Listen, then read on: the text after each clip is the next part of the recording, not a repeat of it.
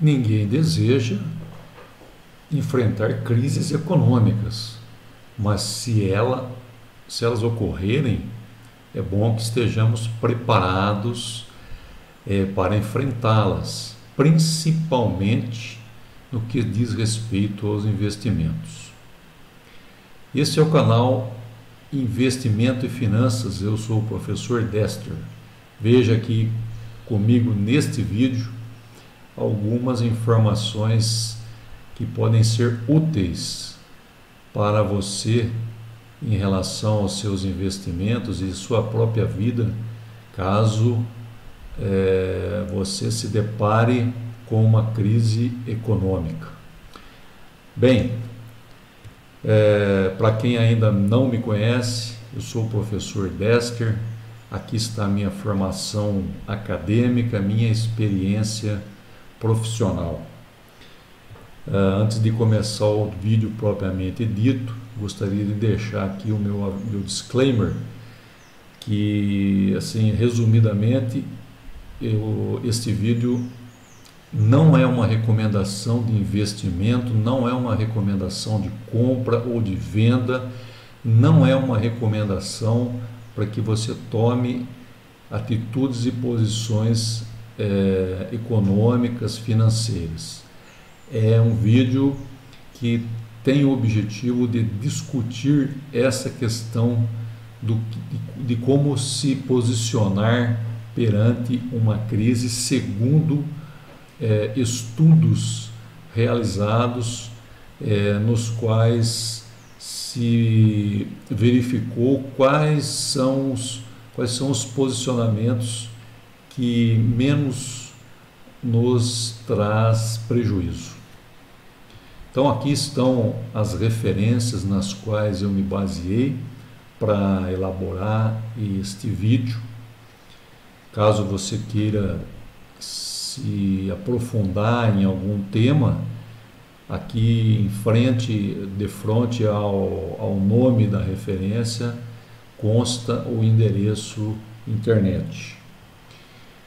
O que fazer nas crises econômicas do ponto de vista dos investimentos?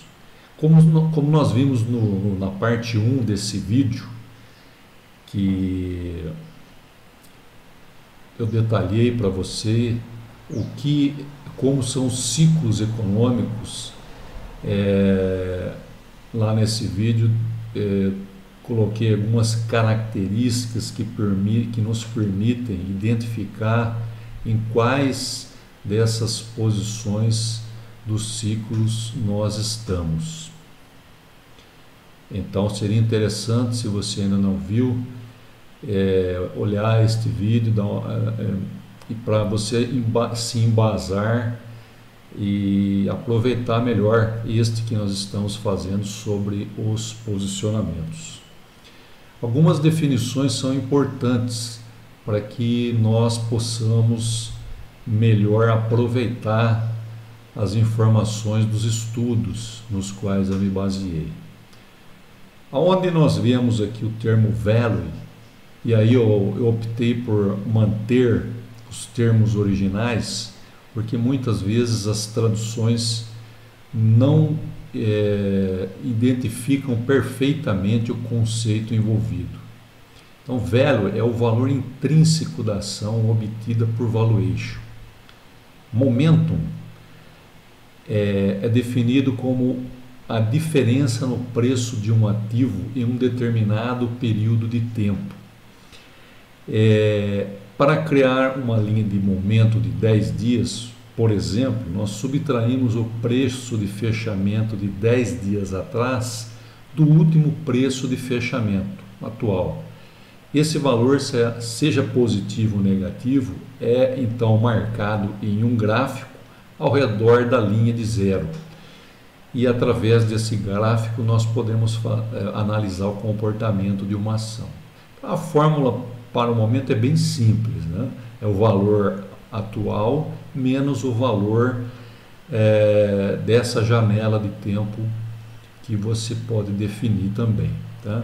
Então está aqui, é um conceito bastante simples, mas importante. O conceito de shareholder yield representa um retorno total do capital aos acionistas, ou seja, consiste no dividendo de uma ação e a recompra líquida nos últimos 12 meses, ou seja, seria o rendimento total, o rendimento composto que um ativo pode proporcionar. E o dividend yield consiste no dividendo de uma ação, ok? Bem, o que buscar e o que evitar preferencialmente nos ciclos econômicos. Então nós temos aqui as quatro partes de um ciclo, na qual eu detalhei no vídeo, na parte 1 desse vídeo, e vamos analisar então essas informações com mais detalhes. A primeira coisa é que esse estudo realizado pela Factor Investor, mais especificamente por esse grupo aqui, o ZAM, você pode obter os detalhes lá no site que eu deixei disponível, foi feito num horizonte de 10 anos. Tá? Então,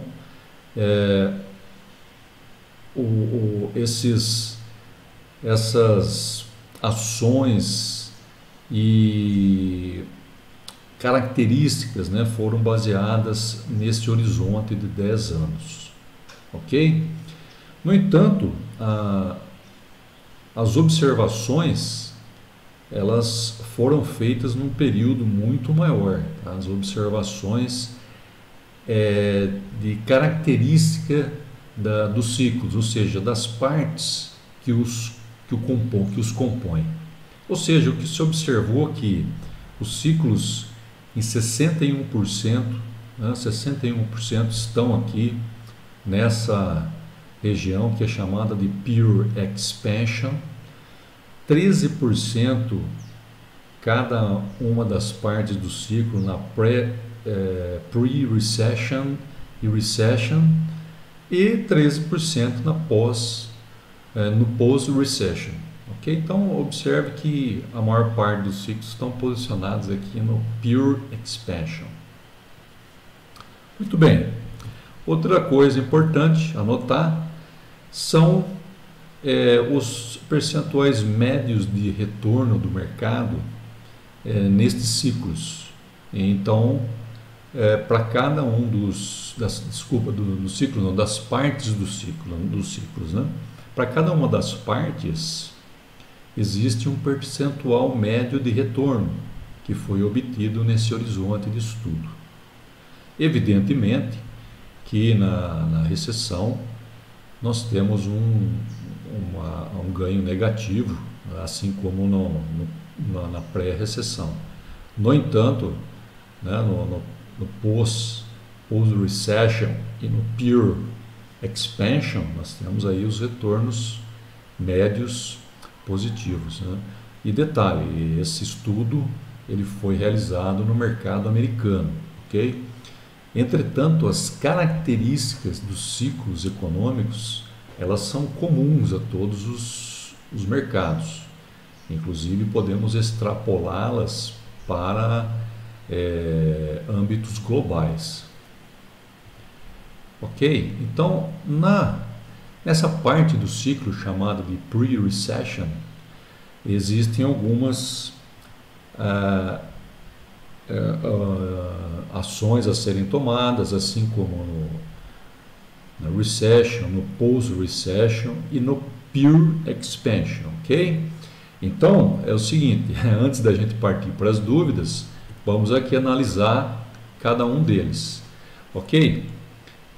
Largest spread, ou seja, onde você pode obter os maiores ganhos no valor e no earnings growth, ou seja, no crescimento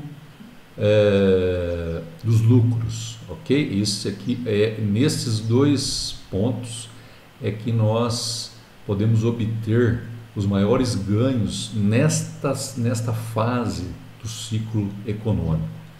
O que nós temos que buscar então? Discounted value, ou seja, valores descontados dos ativos e momentos elevados, ok? Lembrando aí da definição de momento. E o que devemos evitar?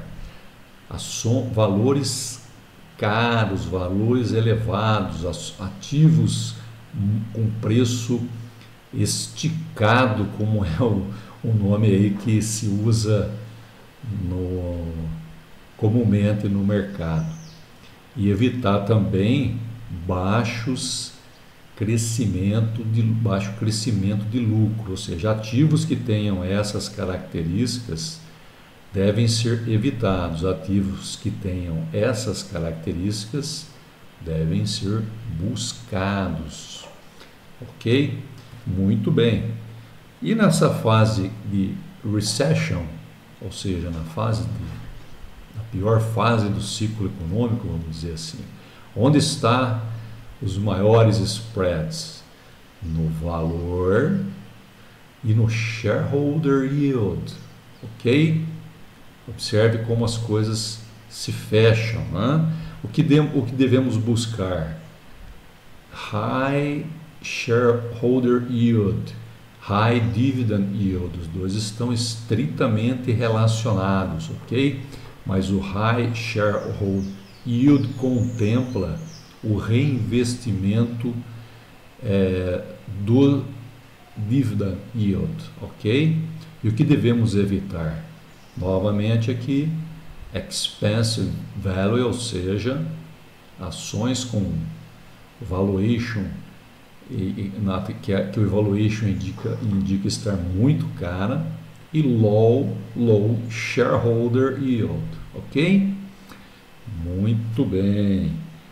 Para essa fase post-recession, onde nós teremos os maiores ganhos? No valor, ou seja, através do valuation nós vamos obter os maiores ganhos, e do momentum, ok? Busca-se o que então nessa fase? High shareholder yield, discounted value, ok? Você pode estar perguntando, mas high shareholder yield é algo que sempre se deve buscar? Obviamente sim. O que esse estudo está mostrando é o que mais se destaca dentre essas características, aquelas que mais se destacam, que você tem que olhar com mais cuidado, ok? Ou seja, discounted value, ou seja, ações descontadas, e evitar ações caras e baixo momentum, ok? Ou seja, buscando lá a definição de momento, ações, ativos que devem ser evitados, que tenham momento baixo, ok? E finalmente, aqui na fase de pure expansion, ou seja, na fase onde nós gostaríamos de sempre estar, não é mesmo? Onde nós teremos aí os maiores spreads, os maiores retornos? No momentum e no shareholder yield, ok? Observe que o shareholder yield, como eu disse, é algo que sempre se busca, mas não são em todas as fases do ciclo que nós vamos obter os maiores retornos com o shareholder yield. Tá? Por exemplo, aqui os maiores retornos são com valor e momento, ok? E aqui com valor e crescimento dos lucros, ok? Muito bem, o que se deve buscar nessa fase de pure expansion?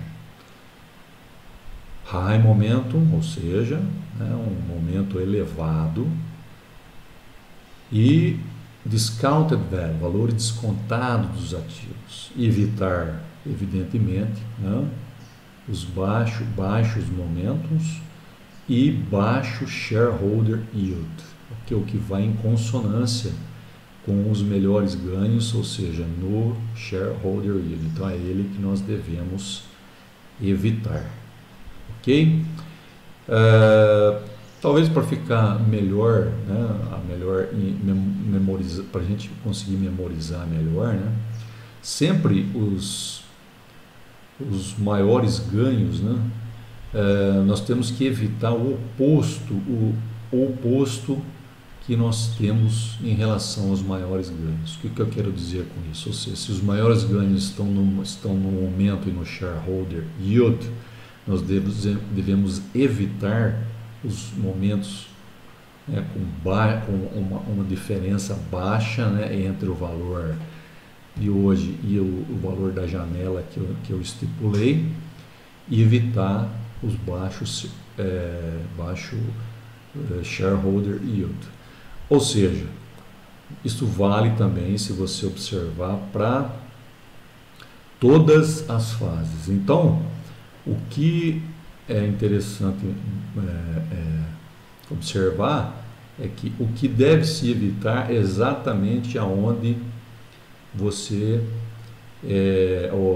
vai obter os melhores ganhos, né? O que se deve evitar é o oposto daquilo onde você vai ter os melhores ganhos, ok? E o que se deve buscar, né? Nem sempre é onde você vai ter os melhores ganhos, mas